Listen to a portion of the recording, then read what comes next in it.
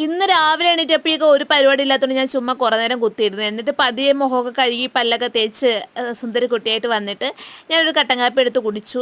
കട്ടൻ കാപ്പി രാവിലെ എപ്പോഴും കുടിക്കാറില്ല, ഒരു മൂഡ് തോന്നുമ്പോൾ അങ്ങനെ എടുത്ത് കുടിക്കും. അപ്പോൾ ഇന്ന് കട്ടൻ കാപ്പി കുടിച്ചു. അതൊക്കെ കഴിഞ്ഞിട്ടൊരു പഴം കഴിച്ചു. രാവിലെ എണീക്കുമ്പോൾ എന്തെങ്കിലും ലൈറ്റായിട്ട് നമ്മൾ ഫ്രൂട്ട്സ് കഴിക്കണം നല്ലതാണ്. അതർവൈസ് നമ്മുടെ ബ്രേക്ക്ഫാസ്റ്റ് വൈകുവാണെങ്കിൽ ഹെൽത്തിനെ ബാധിക്കത്തില്ലല്ലോ. അപ്പോൾ ഉപ്പുമാവ് ഇരിപ്പുണ്ടായിരുന്നു. അപ്പോൾ ഉപ്പുമാവും മുട്ടക്കറിയായിരുന്നു.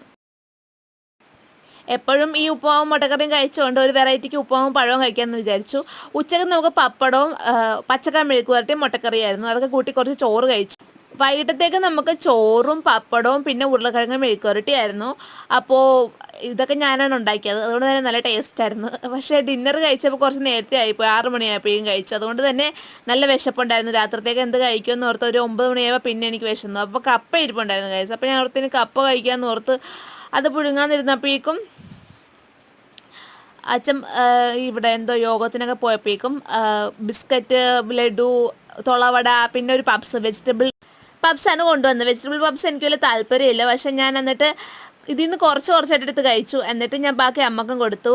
എല്ലാവർക്കും കൂടി ഒറ്റ ബോക്സ് ഉണ്ടായിരുന്നുള്ളൂ, അതുകൊണ്ട് തന്നെ ഞാൻ കുറച്ചെടുത്തു, ബാക്കി വീട്ടുകാർക്കും കൊടുത്തു. അപ്പോൾ അത്രയുള്ളൂ guys video. Thank you for watching. Bye guys. Video ഇഷ്ടപ്പെട്ട എൻ്റെ പേജ് ഒന്ന് ഫോളോ ചെയ്യണേ.